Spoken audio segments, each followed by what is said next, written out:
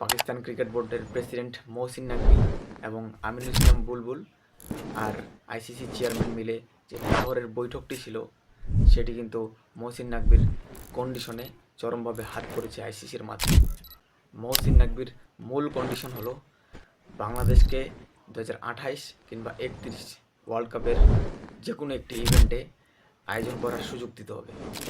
Bangladesh world cup না খেলায় যাতে তাদেরকে কোনো রকমে হ্যারাসমেন্ট না করা হয় সেরকমভাবে আইসিসি চেয়ারম্যানকে কথা দিতে হবে।